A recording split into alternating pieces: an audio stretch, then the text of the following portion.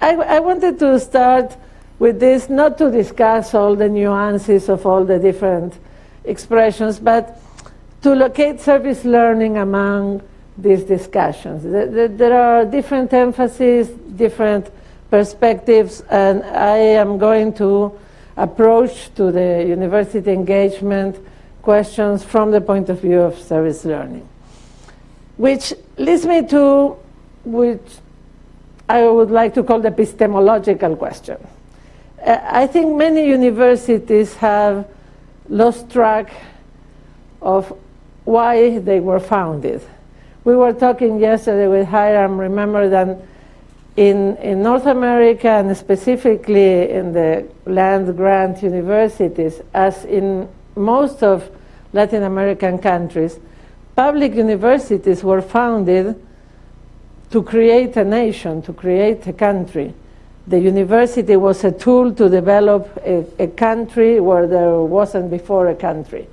And this public interest that was in the birth of many of our universities, that we were producing knowledge for the common good, sometimes get lost in the history. And of course we produce knowledge for our students to become successful professionals. Of course we produce knowledge to be at the top front of the science and what businesses needs. But the truth most of the time is we are producing knowledge because we have to produce papers, because we have to discuss with other people who are also producing papers. And sometimes in this career to produce more and more papers, we got lost. So I usually use an example to know if a university, when I go around universities in Latin America, I use this question. Veterinary school usually study this kind of horses. You know, in Latin America, the ranch horses, the sports, polo horses in Argentina, those are the kind of horses that for sure they learn how to treat. But my question always is, are you studying how to treat this kind of horses? Now the politically correct way of calling these people who lives gathering from the garbage of other people, whatever they can reuse and sell, is calling them informal urban recycling. But, well, for these families who live from urban recycling, the horse is a very important part of their family. If the horse gets sick, the family doesn't have to eat. But they don't have money enough to pay for a veterinarian. So in many cases, many universities in our region have set free clinics for the horses of these families in urban settings. And I think it's very interesting what has happened in Argentina, in Chile, in Colombia, with these kinds of projects that started with the university wanting to help these families. But when they set the clinic and started to treat the horses, they discovered these horses were suffering with diseases that they had never studied, that they had deformation in their bones because of the way they carry that they had never seen. And so to be able to treat these horses, they had to do a research they had never done. So at the end of the day, they started trying to serve the families in urban settings and ended producing papers on big equines health issues in urban contexts. Okay? So I always bring this example because I think it's a good example that there's no contradiction between engagement and research. All of the contrary. I would claim that there's no good research if it's not relevant. That the best research is the one that solves real problems for real people. So when we are talking about service learning, we are talking about this kind of projects where we are doing at the same time a meaningful service, but also developing meaningful research and meaningful ways of teaching. Because I tell you, I've been in touch with the students working in these projects. They are passionate about their profession, and they have learned the social meaning of being a veterinarian in that kind of context. So you are probably tired of seeing this kind of diagrams. You know the famous 3 missions of the university, and we all are saying in our speeches that we need to have all these missions working in an articulate way, which is easier said than done. And nowadays, we are also talking about the 4th pillar of engagement, the 4th pillar of university, which is the institutional management, because we all know that if we don't have institutional policies, we are all doing our best, but sometimes our best is not enough. So in this context, Younger from Brighton University says that in the last years, we have been moving from this 3-pillar idea and consider engagement not as a third strand, but rather as a critical approach to how we do our teaching and our research. And from this point of view, I would say that service learning is in that place where teaching, research, and outreach meets in the same project.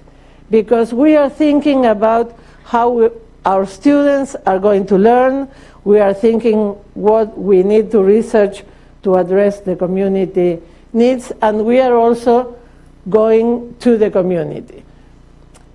What we usually don't think enough, I think, is this is a movement going outside the famous outreach, as if the community was so far away. But there's also another movement, because we go to the community, and what happens in the community, in a way, forces us to rethink our curriculum, our way of teaching, our priorities for research. And I would like to tell you a short story. These images are from the lab in the Institute of Research of Food in La Plata University, 60 miles south Buenos Aires. It's a very prestigious institute, and they were doing a research on kefir. Kefir is very popular in the Armenian community, which is very numerous in Buenos Aires. It's a kind of preparation of milk, which is kind of a cheese, light cheese. And the research was discovering that kefir had very important properties regarding the protection of health, prevention of diarrhea, a lot of benefits that could be very useful, especially for children of a young age. So as this research was conducted at the moment that, as usually, Argentina was going through one of their periodical economical crises, there were lots of community centers around the city of La Plata that were providing, with governmental help, some food reinforcement for kids. So kids went in the afternoon to get a cup of milk and some cookies and something to eat when the families maybe couldn't provide that. So they thought, university-like, we are going to train these women who don't know nothing, who barely have primary school, and as we are going to teach them to produce kefir in the proper way, they are going to be able to enrich the diet of these poor kids. But what happened is, the kids, they saw this thing that looked funny, that wasn't milk, wasn't yogurt, and they weren't really that enthusiastic, because they could be hungry, but they weren't no full. So what happened was that the ones that invented new recipes and mixing the kefir with cocoa and invented a place for them to be the ones that learned to prepare the kefir were these ladies with primary studies. And what the university learned from this was that the exact sciences scientists have forgotten about anthropology of food. And so they introduced in the curriculum a new course about anthropology of food because, wow, they recognize that the exact sciences needed the social sciences too. So what happens when we do service learning is we are doing interdisciplinary studies, we are doing interdisciplinary practices, because reality has the bad habit of not being rigidly enclosed in disciplines as usually our curriculum is. So I think this circle is going out but also being open to receive what you learn from the community. So I would say that today service learning is a global pedagogic movement. All around the world there are young people from kindergarten to university doing service learning projects. And I won't take time to tell you all about these stories, but there are fabulous stories all around the world. When you take the original bibliography around service learning, most of them started. In the beginning it was Sean Dewey and experiential learning and the learning by doing. And at the beginning, in the 60s, in the 70s, it seemed that service learning was something new that had been born in the context of the struggles of the 60s in the USA, and it was kind of a uniform movement. As Pope Francis liked to say, the globalization shouldn't be uniform, but recognize polyedric reality, meaning that we are very different, there are very different situations around the globe, and I think what we have been recognizing in the last decades is that service learning is a more complex movement than it looked back in the 60s in the beginning in the USA. For example, for many of us in Latin America, Paulo Freire's influence was much more important than that of Dewey, and learning by transforming society, the concept of praxis as reflection and action involved in the same process, is paramount for most of the practices in Latin America, as it is all the trajectory from the 70s, from the research action movement, False Board, and all his disciples. And that's just Latin America, but we could say in many parts of the world there are other pedagogies like constructivism, critical social theories that have been influencing service learning. But aside pedagogy and all the thinkers, I think what's happening in the last 20 years is, especially in the last 20 years, is that service learning has discovered its roots in different cultural contexts. And so the Africans are linking the philosophy of Ubuntu to service learning. The Indians are reclaiming the thoughts of Mahatma Gandhi and the concept of satyagraha for their massive youth service scheme, which is probably today the largest service learning corps since the 70s. In Japan, there was an interesting discussion on how to translate service, because I don't know how to pronounce Japanese, but this word means the service you provide to the emperor. And instead, this is the service you provide among ourselves. So there was a big discussion if service was vertical or horizontal.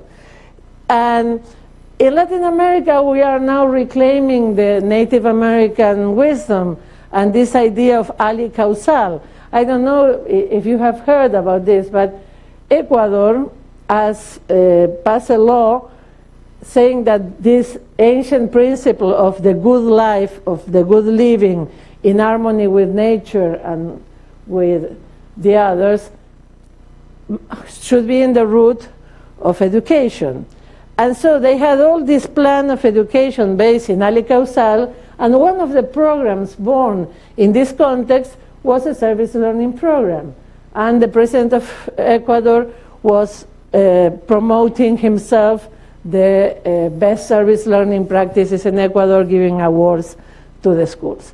So in the last years, we were commenting, in China, they are studying the principles of Confucianism and its links with the service learning philosophy.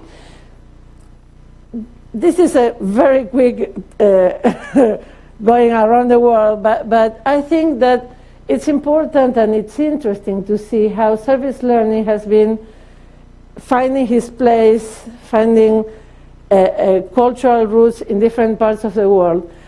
And we are at the point that I think it's very important that we are able to learn from each other.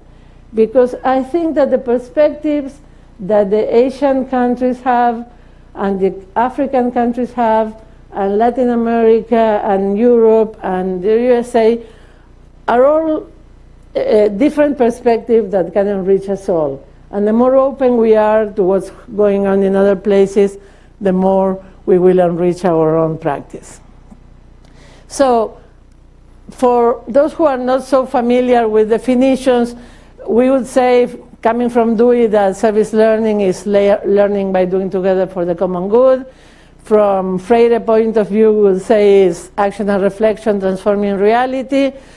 UNESCO has just published a document last year where UNESCO talks about the education for the 20th century and the different environments of learning we need in the 20th century. And one of the environments of learning for the 21st century, according to the UNESCO, is community-based learning environment. They don't call it service learning, but we know what they are talking about. What I found is, even if there are thousands of different definitions, when you go to the real practice of service learning, no matter where in the world you are, you will find very similar experiences. I had been, 3 years ago, I had been in Colombia watching students from economy school in Javeriana de Cali. They were working in the roughest neighborhoods of the city, you know, those who are famous in the films by the cartel of Cali, helping those little business that sometimes they don't know enough to make a budget, and sometimes they set a shop and they lose money every day until they are broken. So they weren't there with the marketing students and the economy students and help them set in a proper way their shop so they could make more money. And 2 months later, I was invited by the National University in Malaysia, and I found exactly the same project. And okay, in Malaysia they were veiled, but in spite of the clothing, the experience was exactly the same, and the context of poverty around the city was more or less the same. With this, what I want to say is, in many places of the world and in different contexts, the reality of poverty, of injustice, of environmental problems are challenging all of us. And the answer from university, at the end of the day, is not that different if we are able to go through the cultural differences. So now, you know, with medicines that they told there are the generic medicines and the brands. Well, I would say that service learning is the generic, but nowadays it has a lot of brands depending on the country. The Netherlands has a mandatory service learning requirement that I cannot pronounce, but they are civic internships.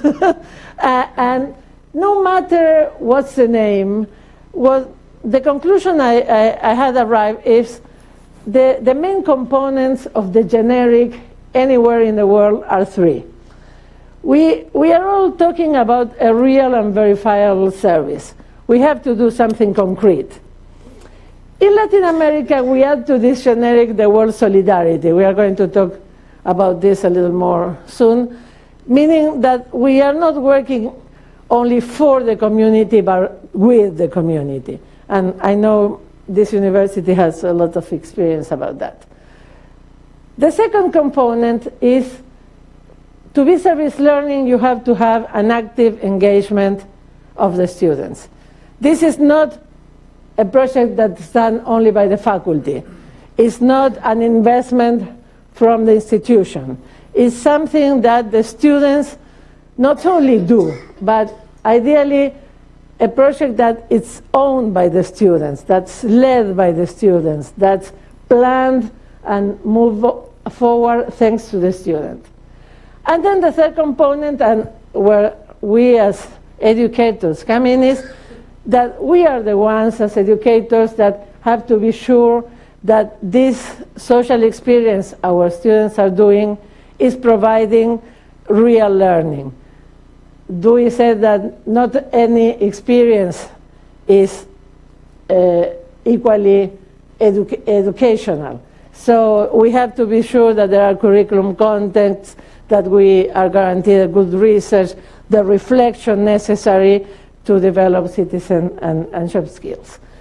So just to give an example, this is a picture of what sadly is a very typical hat in the outskirts of many cities in Latin America. In this case, it's in Cordoba, in the center of Argentina.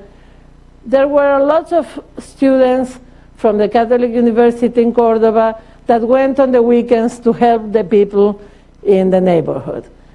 At one point, a group of students from the architecture school started to ask the professors if they couldn't do anything to find ways to build safer houses, better houses with the little resources these people have.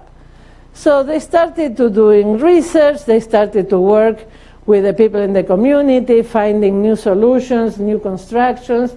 They built a whole network of popular building techniques all around Latin America. And one of the last projects was the Inter-American Development Bank was offering funding for constructions.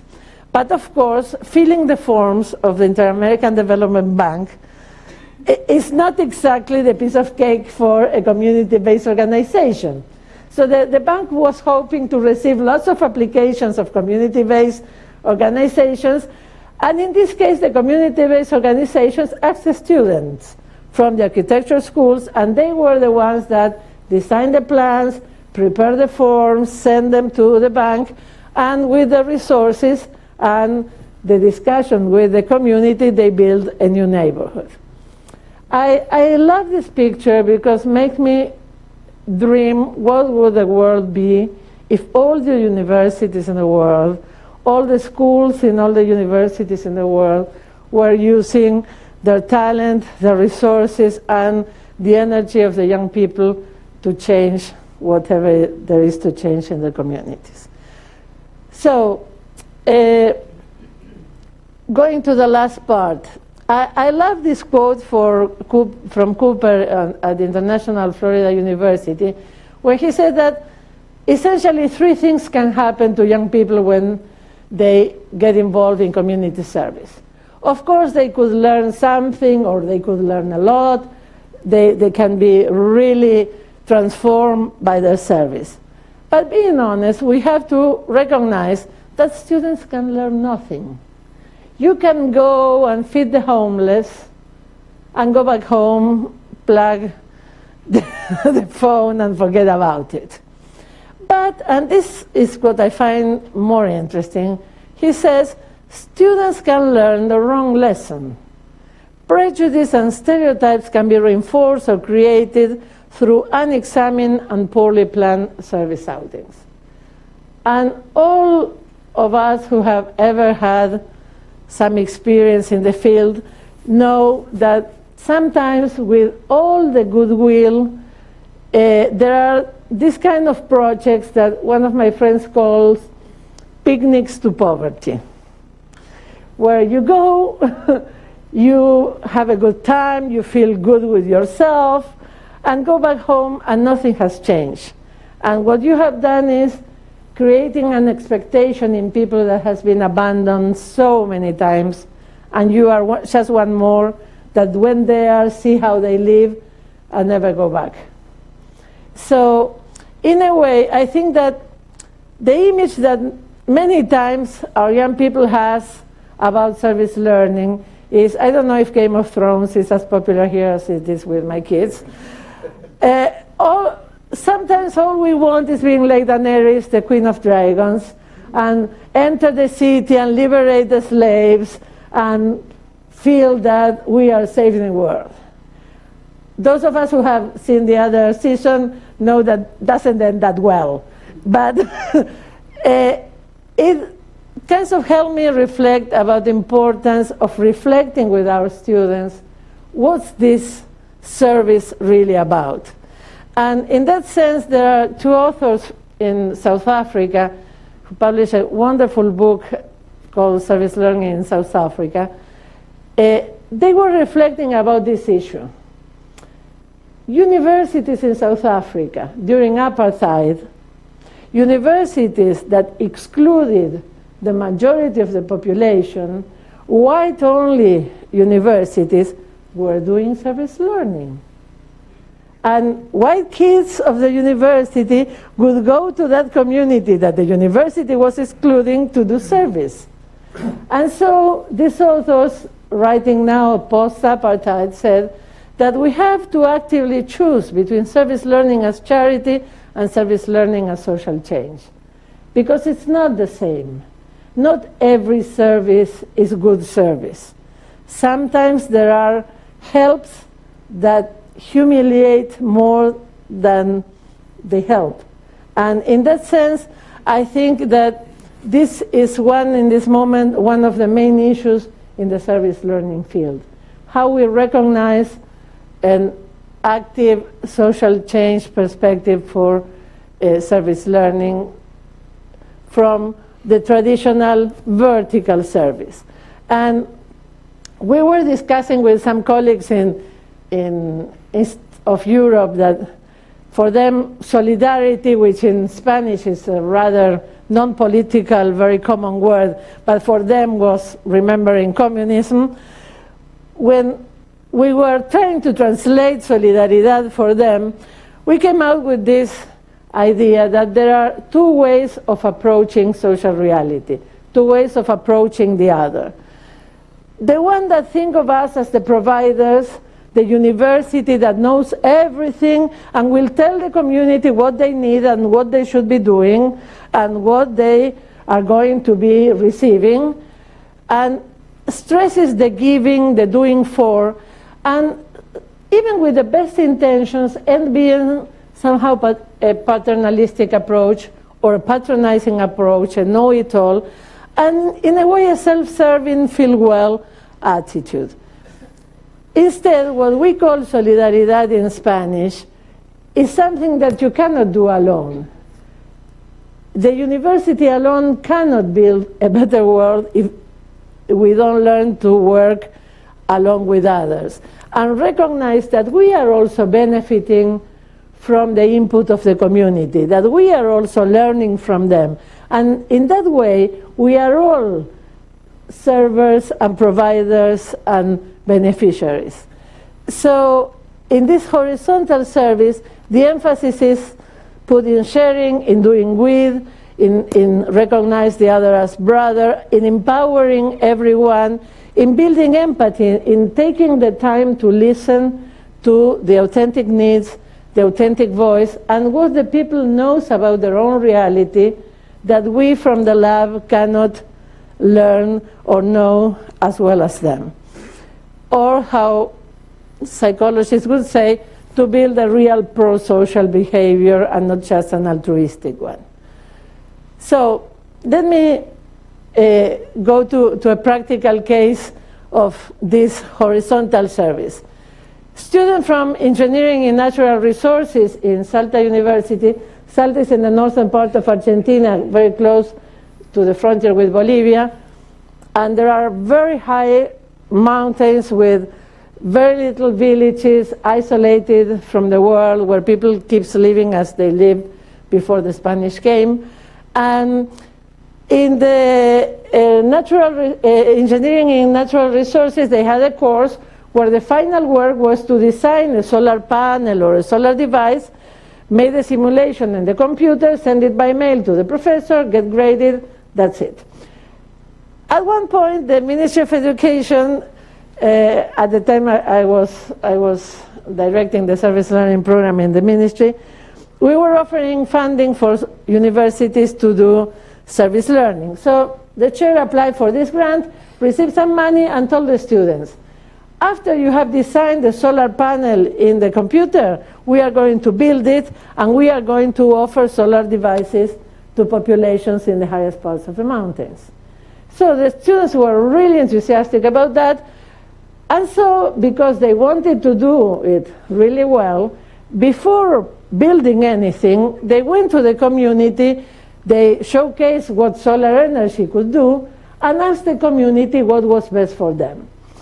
They told me this story. In one of these villages, they arrived, and the students, coming from a city, they see women washing in the creek. They touch the water, and they see the water was really, really freezing. It hurted when you touch the water, and said, these poor women cannot be washing in this creek. We are going to have solar panels in their houses so they can wash in their houses with hot water. And so they presented this project to the village. There was this meeting, and the men said, it's okay, it's okay. Women said nothing. They have learned that in this community, most of them are from the Koya Native American community, they tend to be very silent. They knew they had to wait. And at the end, they waited, and the women started to say, well, you know, for us, working together is very important. And the moment we go to wash with our friends is the only moment in the day that we go out of the house, leave the kids behind, and have a small time to talk with our friends, gossip a little, you know, and have a good time. And so that made the students rethink all the project. And so what they did was to build a communal laundry facility. So they built the solar panel in the houses for them to bath. But there was also a communal laundry facility where they can still wash their clothes together, but with hot water. I found it brilliant in the sense that they had to rethink all the project, lose their first ideas, and adjust the projects to the actual needs and to the cultural tradition of the community. So service can be, you know, giving the fish or learning how to fish. But as a friend of mine says, sometimes if you don't eat first, you don't have the energy to go to fish. And even if they teach you how to fish, if you don't have even a little pond, it's useless. So I think these three dimensions of service are very important, because if we give the fish and we learn and we teach how to fish, but we don't think about the big picture of local development, sometimes all we do is goodwill missions that doesn't really change the life of people. So this is an experience I love. I met them in South Africa. Rose University is providing the fish in the form of netbooks, in the form of connection to internet. But it's also doing it very strategically in rural locations where the arrival of internet means a huge change and a huge way for development. So they are teaching how to use the computers, but they are also providing the connections and the structure for them to use internet to develop their economy. So I would say there are many ways. These are pictures from Malaysia. Sometimes we have more learning than service, and we do research. Sometimes we have to attend the emergency, and these are students from Malaysia University after the tsunami. Sometimes we have to build institutional community engagement, even if it doesn't have curriculum links, as in the Service Corps to prevent actions for next tsunamis. And sometimes you have the same kind of serious science you use for field trips and the same kind of passion you put in volunteering. In this case, there are students of medical school helping a national campaign to identify people who had low vision, and the government were providing the glasses, but they didn't have medical staff enough to do the diagnosis, so the students went out to the fields and did the diagnosis. So there are many ways of service in a university, and service learning is the point where learning and academia and engagement meets. I will finish with two quotes. This is from students from the medical school in Tucumán in the north of Argentina. They said, some universities consider they exist to achieve academic excellence. We are convinced our reason to exist is serving people, and academic excellence the best instrument for that purpose. If we want to really serve the people, we have to be serious. And we are not serious enough if we are not serving real people. And as you know, I'm Argentinian, and yesterday my old friend and bishop from Buenos Aires made his 5th anniversary as Pope, so I will finish with a quote from Pope Francis. He says, we cannot change the world if we don't change education. And I think with university engagement, with service learning, we are doing both things at the same time. Thank you very much.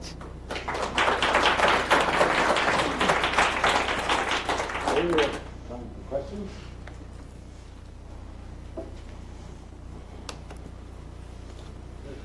How do you find partners, and how do they invite you in? When you say a university. I think that's an important part of the previous research, in the sense that for us, in the itinerary of a project, the first moment is to know better your community, to identify possible partners, to identify the resources that already are there, so you don't go and invent the wheel when the wheel is invented.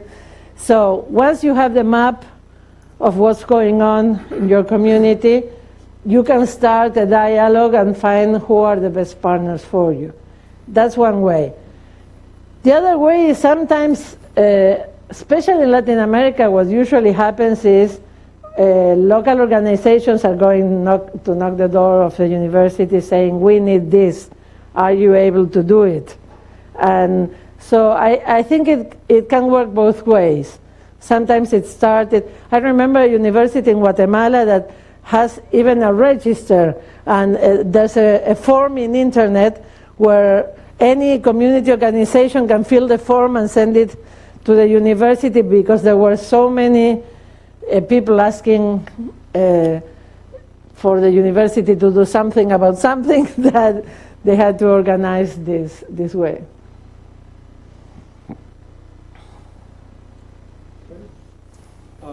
Many churches have global missions where they send folks out pretty much throughout the world. In fact, my church has a group that's leaving for Costa Rica. Do you partner with church missions in terms of helping with building infrastructure? Well, it's an interesting question in the sense that, well, first, I believe in service learning because I was part of the Catholic youth movement when I was young. And during the dictatorship in Argentina, the Catholic Church was the only place where young people could do at least a little.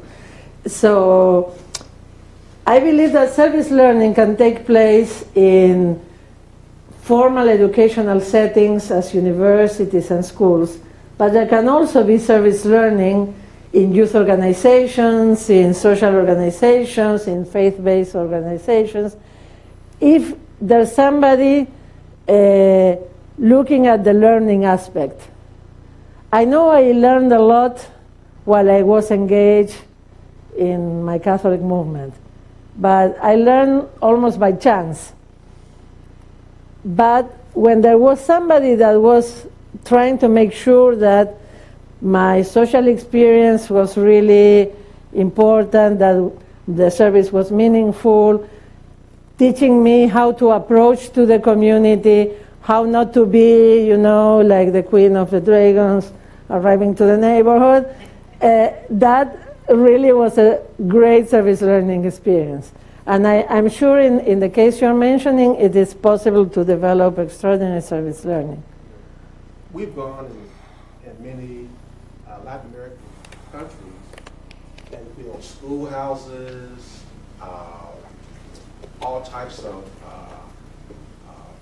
buildings to aid those in those indigenous countries, and it's been remarkable that the sacrifices that people give to go and to serve, and to partner with folks in those communities.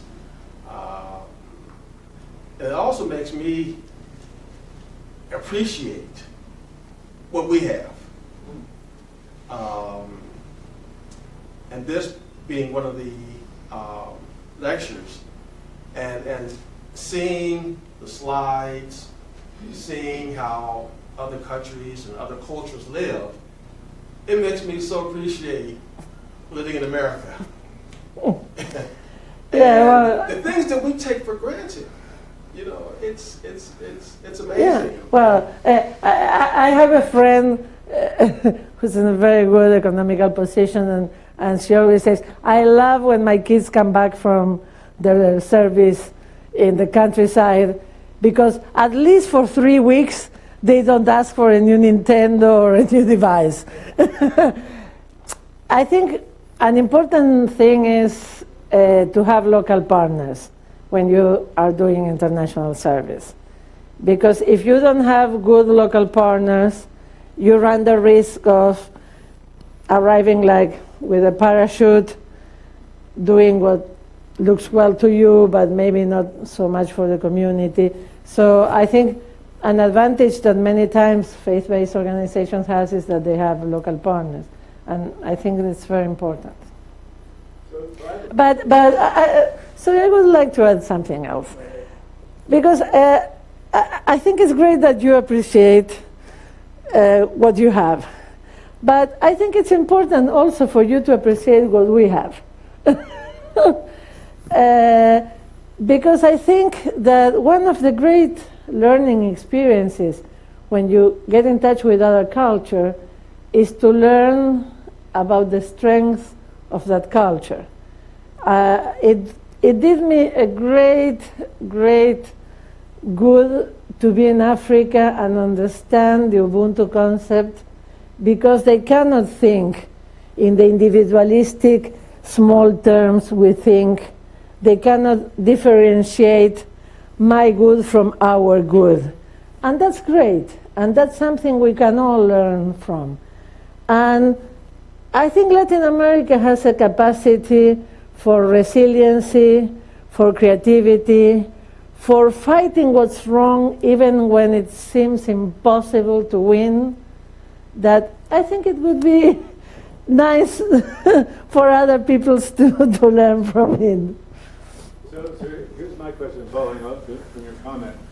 I understand what you said, and I live in that world you just said. But 37% of our children are raised by single moms who generally are in poverty. The poverty rates in the United States are increasing. There are a great many of the 330 million people in our country who don't live the way you just described. As you know, OECD has this movement of learning cities and learning regions. No. I wonder if you could comment about how service learning can be a vital part of that learning region, learning cities, and lifelong learning.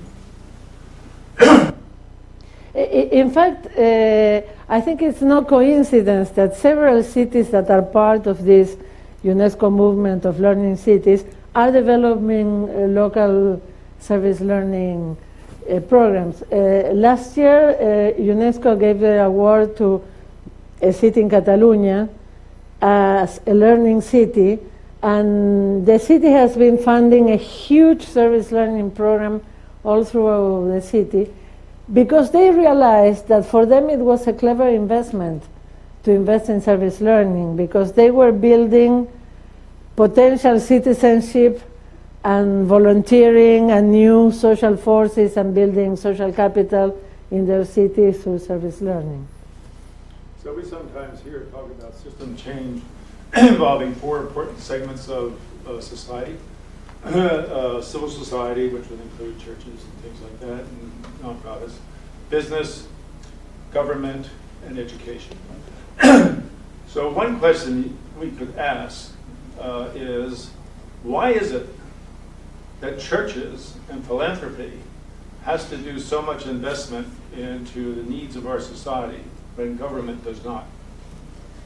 Well, I think one of the learning parts in the service learning is exactly which are our obligations, which are the duties from the government, which are our duties as citizens.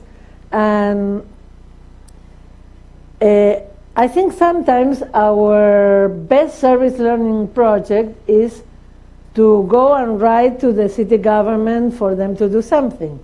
I remember a first grade in a small city in the center of Argentina. The first grade teacher had to develop the assignment, write a letter.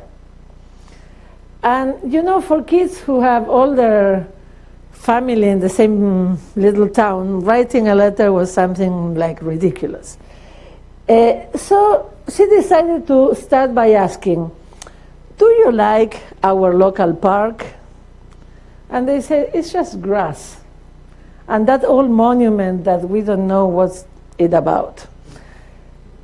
Instead, in the other little town where my cousin lives, they have flowers and they have playing stations and they have lots of nice things. Why don't we have those kind of things in our park? And so the assignment turned out to be all the first graders writing a letter to the mayor of the city asking him to have the park of their dreams. And they explained to him which was the park of their dreams. And after 40 letters of first graders, City Council finally did something about the park.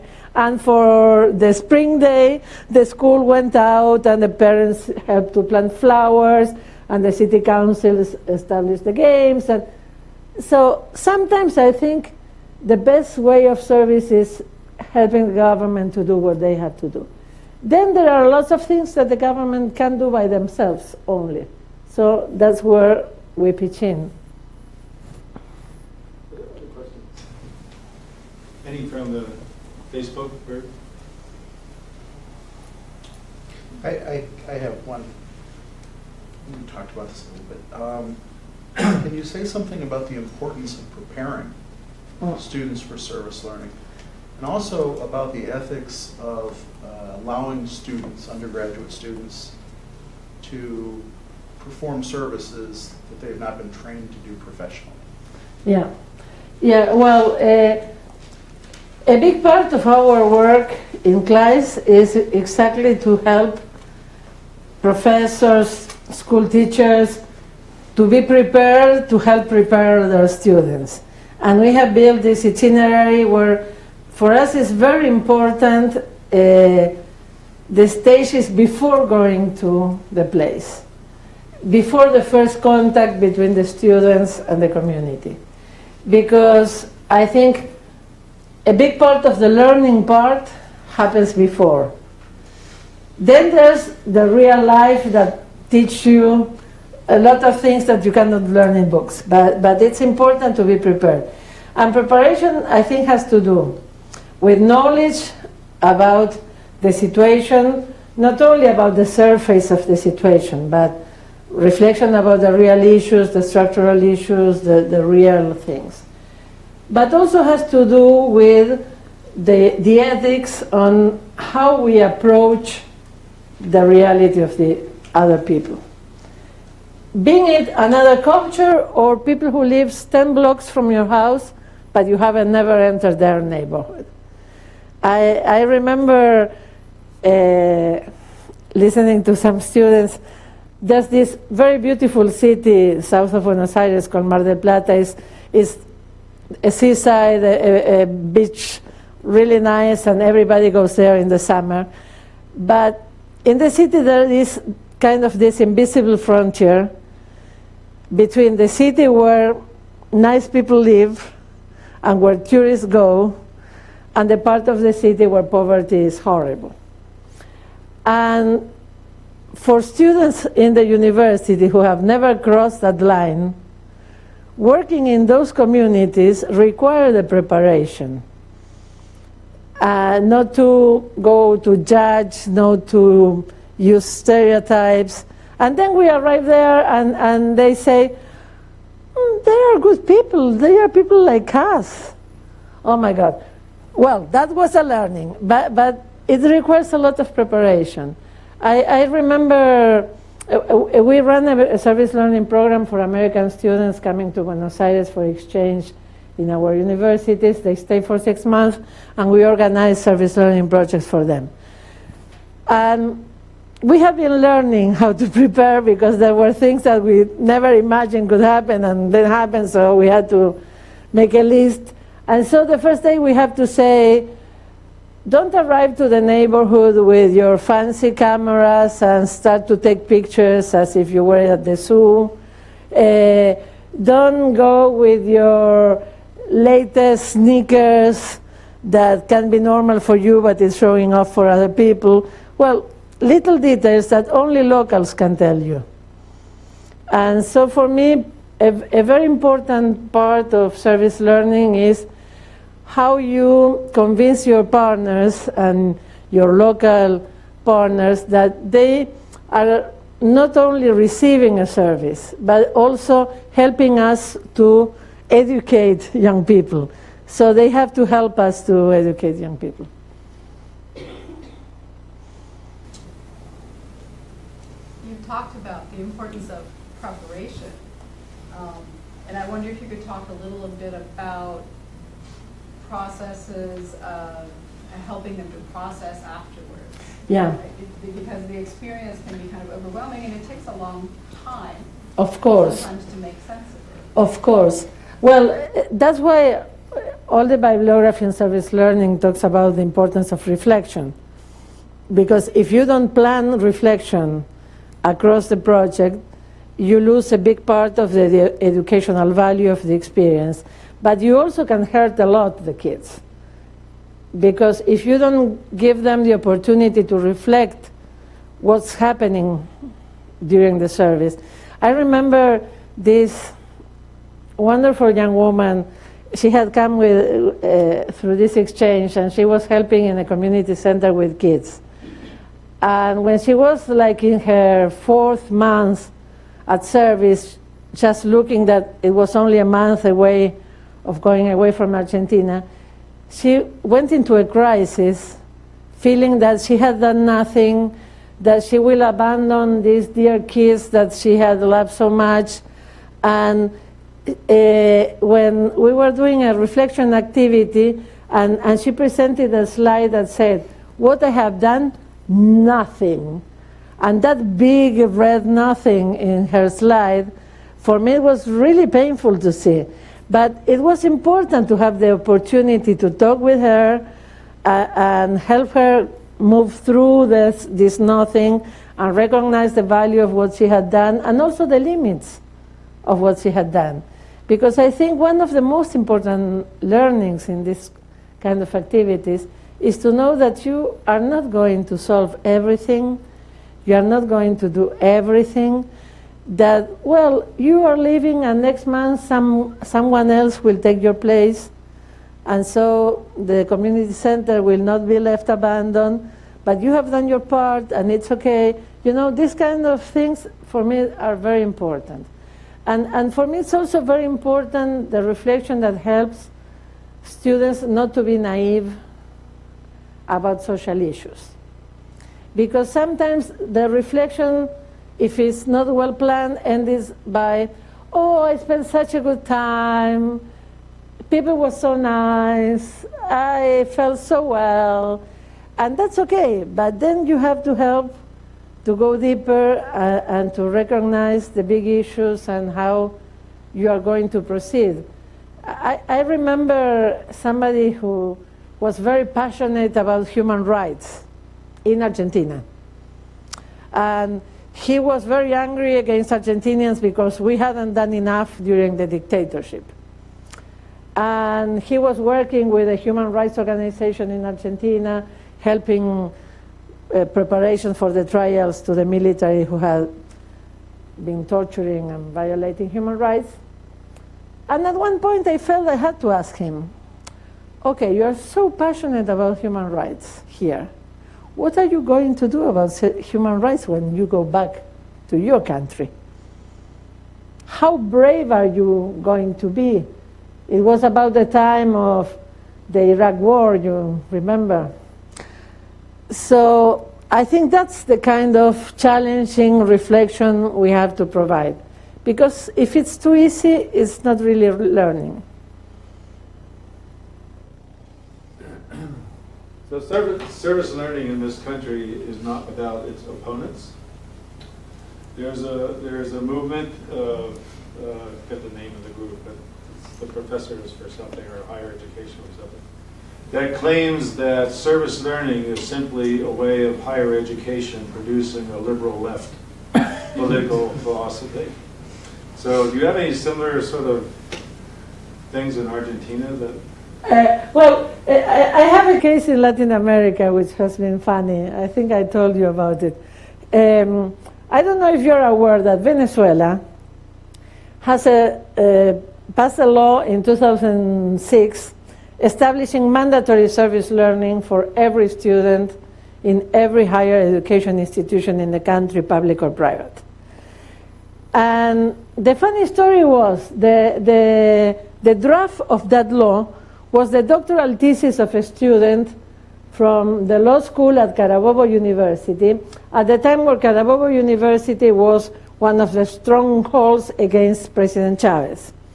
So the professor directing this thesis was elected representative to the Congress and brought her student project to the Commission of Participation. And what happened was the anti-Chavez representative said, yes, we need students to learn how to participate so they learn to fight the tyranny. And the Chavez party said, yes, we need students to go to the communities and learn why the communities love Commander Chavez and how reality is in this country because they live in a bubble. So it was the last law that passed in Venezuela with the agreement of both sides. So I think it depends on the context.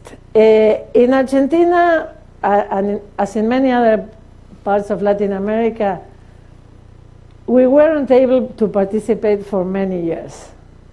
So we appreciate the importance of teaching our young people how to participate, that they don't have to forget the role of citizens in a democracy, that democracy is not something given, that democracy is something you build day by day, and you struggle and you fight for it day by day, and you cannot expect everybody else to do the task and you just watch it in the TV. So in general, what we have found is, even if there are political differences, most of our countries have been embracing service learning because its value as community building and democracy building. But maybe it's because we are leftists, you know.